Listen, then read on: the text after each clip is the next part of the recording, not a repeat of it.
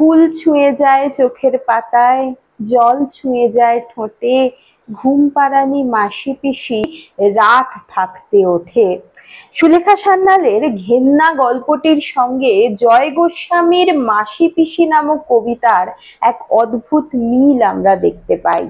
দুটি লেখাতেই, দুটি সাহিত্যের মধ্যেই ফুটে ওঠে এমন এক নারী সমাজের কথা যারা তাদের পেট চালানোর তাগিদে তাদের বাড়িতে থাকা দুটি বাচ্চার বা তার অন্যান্য যে সদস্য বাড়ির তাদের অন্য সংস্থান করবার উদ্দেশ্যে হয়তো বেশ কিছু অন্য রকম পথকে বেছে নেয়।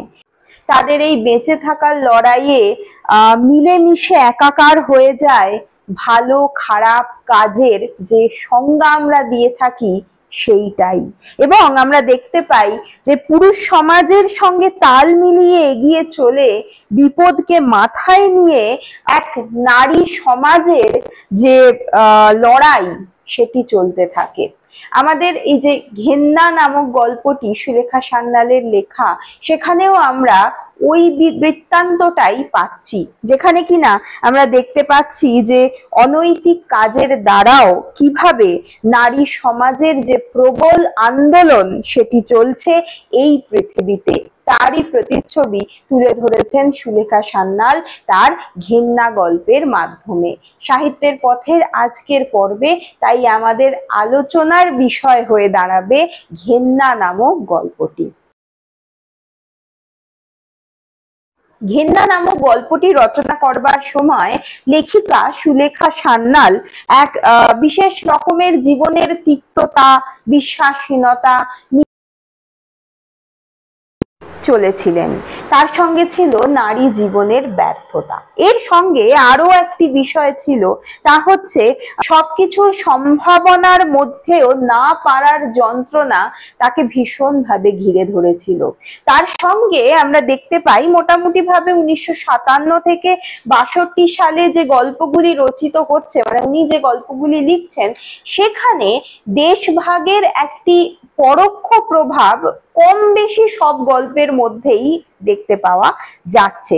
আমাদের এই যে গল্পটি, সেটাতেও কিন্তু আমরা এই দেশভাগ পরবর্তী যে অবস্থা, উদ্বাস্তু সমস্যা, ওপার বাংলার বহু মানুষের যে স্বপ্ন ভঙ্গ হওয়া এপার বাংলায় এসে, এই যে ছোট ছোট যে ছবি সেগুলিকে আমরা দেখতে পাই।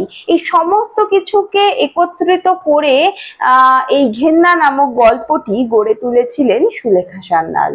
আমরা জানি যে এই দেশে উদ্বাস্তু সমস্যা কি প্রবল হয়ে উঠেছিল, এবং তার সঙ্গে সঙ্গে এটাও আমরা জানি যে নিরাপত্তাহীনতা, পরিচয়হীনতা এই বিষয়গুলি কিভাবে ঘিরে ধরেছিল তখন ওপার বাংলা থেকে চলে আসা মানুষগুলিকে। ফলে এই যে ভিটে মাটি ছাড়া যে মানুষগুলি, তাদের যে একমাত্র সহায় সম্বল নিয়ে যখন তারা এই দেশে আসছে, তখন তারা এই দেশের মাটিতে যখন পা দিচ্ছে বুঝতে পারছে যে বাস্তব এখানে ভীষণ রকমের কঠিন, যে কারণে তারা নিজেরা যেভাবে হোক অর্থ সংস্থান যেমন ভাবে করছে তার সঙ্গে সঙ্গেই তার বাড়ির যে বাকি যারা রয়েছেন, অর্থাৎ তার স্ত্রী বা তার ছোট শিশুটি, তাদের দিয়েও অর্থ সংস্থান করানোর একটি প্রচেষ্টা ওই সময় লক্ষ্য করা গিয়েছিল। কারণ কিছু করার নেই, সোজা কথায় বলতে গেলে কিছু করার ছিল না, বেঁচে থাকতে হলে খাটতে হবে, এই যে মানসিকতা সেটা তখন তৈরি হয়েছিল। এবং যে কারণেই তারা অনেক সময় বেছে নিয়েছিল বিভিন্ন ধরনের অনৈতিক কাজকে। এই যে গল্পটি, ঘেন্না নামক গল্পটি, এই গল্পের সৌদামিনী সুন্দরীর চরিত্রগুলির মধ্যে দিয়ে আমরা এই বিষয়টির প্রতিফলন লক্ষ্য করতে পারি। এবং এদের মাধ্যমেই ওই সমাজের একটি ছবিও আমরা দেখতে পাই। দয়া মায়াহীন সংসারের বিরুদ্ধে এরা যে কিভাবে প্রতিবাদী হয়ে উঠছে সেই দিকটাও লক্ষ্য করার মতো। প্রথমেই বলে রাখি, এই গল্পটির নামকরণ যে ঘেন্না, এই ঘেন্না নামকরণটি কিন্তু ব্যবহৃত হয়েছে একদম অন্যরকম একটি আঙ্গিকে। এখানে যাদের নিয়ে এই গল্প রচিত, গল্পটি কিন্তু সম্পূর্ণভাবে নারী চরিত্র গুলি এখানে প্রাধান্য পেয়েছে। যে কটি পুরুষ চরিত্র আছে তারা কিন্তু সমাজের এক অন্য শ্রেণীকে রিপ্রেজেন্ট করছে, বা বাকি যে সমাজটা মানে যাদের বিরুদ্ধে এরা প্রতিবাদী হয়ে উঠছে তাদেরকে রিপ্রেজেন্ট করছে। তো যাই হোক, এই গল্প সম্পূর্ণভাবে নারীময়, এবং এই গল্পে এরা দেখতে পাই আমরা যে চাল চুরির কাজ করে। সেই চালগুলি তারা ট্রেনে করে লুকিয়ে নিয়ে গিয়ে অন্য জায়গায় বিক্রি করে 2 পয়সা আয় করে, এবং এই কাজটি সম্পূর্ণভাবেই নীতি বিরুদ্ধ কাজ। আমরা জানি এই কাজের মানে ধরা পড়লে জেল এবং নানা রকমের হুজ্জুতি তাদের পোহাতে হবে, এই বিষয়টিও তারা জানতো।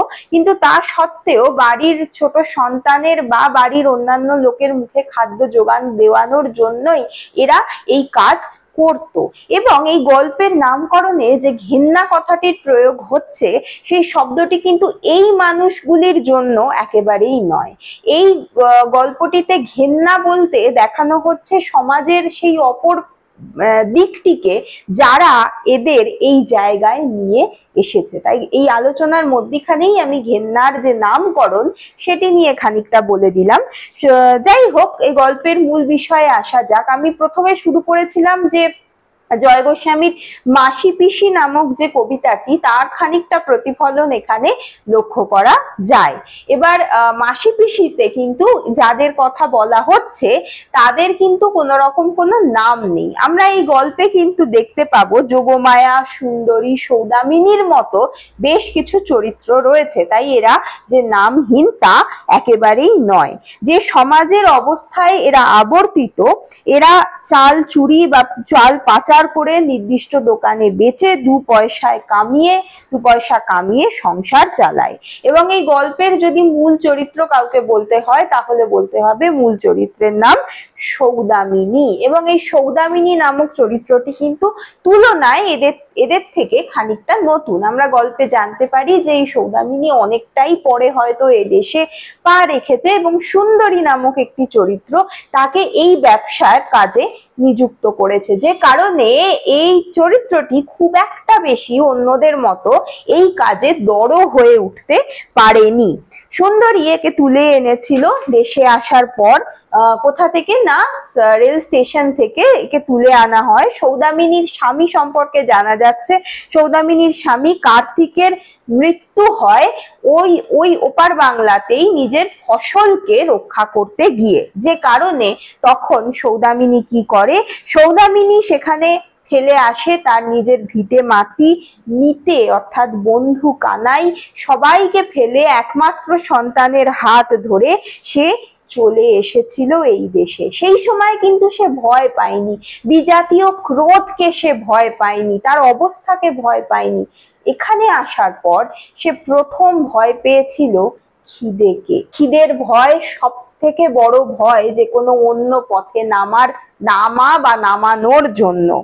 তো যাই হোক, নতুন দেশে এসে সৌদামিনী ভাবে, দেশ কই এ কনে এলাম আমি, এদেশে কেউ যেন আপন নয়। তাই সৌদামিনী বাঙালের কান্না কাঁদে। এখানে আমরা দেখতে পারবো বারবার তুচ্ছার্থে তাকে অনেক জায়গায় বাঙাল বলে সম্বোধন করা হয়েছে। তাই এই বাঙালের কান্না কাঁদতে কাঁদতে সুন্দরীর হাত ধরে উঠে দাঁড়ায় সৌদামিনী নামক চরিত্রটি। সে বলে, বাঙালেরা কি মানুষ নয়? এই সুন্দরী চরিত্রটিকে আমরা প্রকৃত শ্রমজীবী একটি চরিত্র বলতে পারবো। সুন্দরী হয়তো সৌদামিনীর মতো প্রতিবাদী চরিত্র নয়, কিন্তু তা সত্ত্বেও এই চরিত্রটিকে যে নারী শক্তির একটি প্রতীক নিঃসন্দেহে বলা যায়, কারণ এর কাছে জাত ধর্ম বর্ণ নয়, কর্মই হলো আসল কথা। তাই কোনো প্রকারের সে চেষ্টা করে নিজের বুদ্ধি খাটায় নিজের ব্যবসাকে টিকিয়ে রাখার জন্য। এই বুদ্ধি খাটিয়ে এই সুন্দরী নামক চরিত্রটি কিন্তু এই ব্যবসাকে চালায়। অপরদিকে সৌদামিনীর চরিত্রটি কিন্তু এতটা দড় নয়। প্রথমেই বললাম সে একটু নরম স্বভাবের, সে একটি সংসার ফেলে দেশে এসেছিল, কিন্তু সে আবার স্বপ্ন দেখার চেষ্টা করে। সে ভাবে এই দেশে আসার পর একটি নতুন সূর্যোদয় হবে, নতুন ভাবে সে বাঁচতে শিখবে। সেই জন্য সুবল সখা নামে একটি চরিত্রের কথা আমরা পাই, যে কিনা তাকে বলেছে চেয়েছিল একটি ঘর দেবে, সংসার দেবে, তার স্বপ্নে কখনো কখনো সে বিভোর হতে চায়। কারণ দিনের পর দিন লুকিয়ে প্রাণ হাতে নিয়ে যে ব্যবসা সে করে তা সৌদামিনীর পোষায়, হয়তো হয়তো পয়সা আসে, কিন্তু কোথাও গিয়ে সেই ফেলে আসা যে তার নারী জীবন তাকে সে ভীষণ ভাবে মিস করে, যে কারণে সুবল সখার কথায় সে হয়তো খানিকটা হলেও গলে গিয়েছিল। জয় গোস্বামী যখন বলেন, ঘুম পাড়ানি মাসি পিসি পোটলা পুটলি কোথায়, রেল বাজারের হোমগার্ডেরা সাত ঝামেলা জোটায়। সত্যি নানা রকমের ভয় তাকে এই কাজ করতে গিয়ে ঘিরে ধরে। খিদের ভয় তো ছিলই, তার সঙ্গে সঙ্গে ধরা পড়ে যাওয়ার একটি বড় ভয় ছিল। চুরি করে পেট চালানো, অপমান অভিযোগের মধ্যে যখন ওই ছেলের মুখ মনে পড়ে সৌদামিনীর, সে তখন সত্যি ভয় পায়, কারণ সে জানে না যে তাকে কখন পুলিশে ধরবে। তাই এক সময় যখন সঙ্গীরা ধরা পড়ে তখন সুবলের ওই যে চিন্তা সেটি ভীষণ ভাবে প্রশ্রয় দিতে থাকে সৌদামিনীকে। নিজের জন্য না হোক, ছোট ছেলেটার জন্য যদি সুবলের সঙ্গে সে ঘর করতে চলে যায় তাহলে হয়তো সে বেঁচে যাবে। সুবলের অপরদিকে বাঙাল অর্থাৎ ওপার বাংলার মেয়েতেও কোনো সমস্যা নেই, তাই সে চায় সুবলের কথায় হ্যাঁ করতে এবং একটি অন্য রকমের স্বপ্ন দেখে। সুবল পরিশ্রম করবে, ছেলেটা স্কুলে যাবে পড়তে, একটি ঘর ভরন্ত সংসার সে আবার নতুন করে তৈরি করবে। কিন্তু মজার কথা হলো, এই গল্পে আমরা জানতে পারি না যে এই যে সুবলের যে স্বপ্ন বা তাকে নিয়ে সুবলের যে স্বপ্ন সেটি শেষে কি হয়েছিল। কারণ এই গল্পের শেষটি হয় একটি অন্য রকমের পট পরিবর্তনের মাধ্যমে। আমরা দেখতে পাই যে নতুন ভাবে শরীরে চটের বস্তায় চাল লুকিয়ে যেতে যেতে একদিন হঠাৎ সৌদামিনী পুলিশের কাছে ধরা পড়ে যায়। সুন্দরী হয়তো অনেক দিন থেকেই জানতো যে একদিন তারা ধরা পড়বে, একদিন আবাগির বেটারা ঠিক তাদের ধরে ফেলবে। কারণ চুরির পয়সায় যারা বড় বড় কোঠা বাড়ি দালান বানায় তাদের থেকে এদের ধরা অনেক বেশি সহজলভ্য। গল্পে দেখি যে এই পুলিশ অফিসার তাদের ধরে বাতাসী নামক একটি চরিত্রের কাপড় চেপে ধরে। দুঃশাসনের সেই যে চিরকালীন মিথ সেটির আবার প্রতিফলন লক্ষ্য করা যায় গল্পে। চোখের সামনে মেয়েদের অপমান দেখে হাসে সমাজ স্বরূপ পুলিশ কর্তারা, এবং আমরা দেখতে পাই যে এইখানে কৃষ্ণ সখার মতো কোনো মানুষ এসে দাঁড়ায় না সাহায্য করতে। কে প্রতিবাদী হয়ে ওঠে? প্রতিবাদী হয়ে ওঠে সৌদামিনী নামক চরিত্রটি। তখন এই সমাজের অবস্থার মধ্যে দাঁড়িয়ে নিজেই নিজের রক্ষাকর্তা হয়ে ওঠে, সে প্রতিবাদী হয়ে ওঠে, প্রতিবাদ জানায়। এবং যখন আমরা দেখতে পাই যে সরকারি লোকেরা কাপড় ধরে বলে কাপড় খোল, তখন এই সাধারণ পিঠ দেওয়ালে পিঠ ঠেকে যাওয়া, ঘা খেতে থাকা মানুষের প্রতিভু হয়ে ওঠে এই সৌদামিনী। তখন আমরা দেখতে পাই যে শেষ চেষ্টায় প্রাণপণে চেপে ধরে সে লোকটার চুল, তার মুখ বেঁকে যায় ঘৃণায়। এই ঘৃণা সমগ্র খেটে খাওয়া মানুষের, অত্যাচারিত মানুষের, পীড়িত মেয়ে মানুষের ঘৃণা, কেবল সৌদামিনীর একার ঘৃণা নয়। এখানেই কিন্তু ঘেন্না গল্পের নামকরণের সব থেকে বৃহত্তর যে বৈশিষ্ট্যটি সেটি আমরা খুঁজে পাই। তাদের এই ঘেন্নার চরম রূপই কিন্তু প্রতিবাদের আসল ছবি। যদিও শেষ রক্ষা হয় না, এই পুলিশের যে ভীষণ বুটের আঘাত সেটি সহ্য করতে পারে না সৌদামিনী, এবং আমরা দেখতে পাই যে তার শাড়িটি হাতের মুঠোয় ধরে চরম ঘৃণা নিয়ে, মুখে ঘৃণা নিয়ে পুলিশ অফিসারটি জানলা দিয়ে ছুঁড়ে ফেলে দেয়।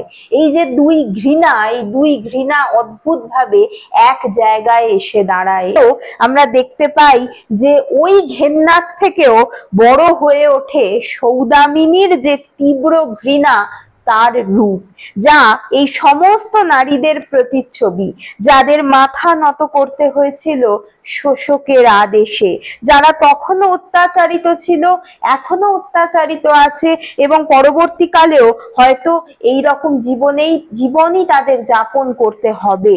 এরাই এই খেটে খাওয়া সাধারণ মানুষের প্রতিভু। এদের এই যুদ্ধের কোনো শেষ নেই, কোনো দিন শেষ হয় না, এবং সেটি পুরুষ নারী নির্বিশেষে যে কোনো মানুষের ক্ষেত্রে প্রযোজ্য। এখানে নারীর যে ভিতরের আক্রোশ সেটিকে এইভাবে তুলে ধরছেন সুলেখা সান্যাল তার গল্পের মধ্যে দিয়ে।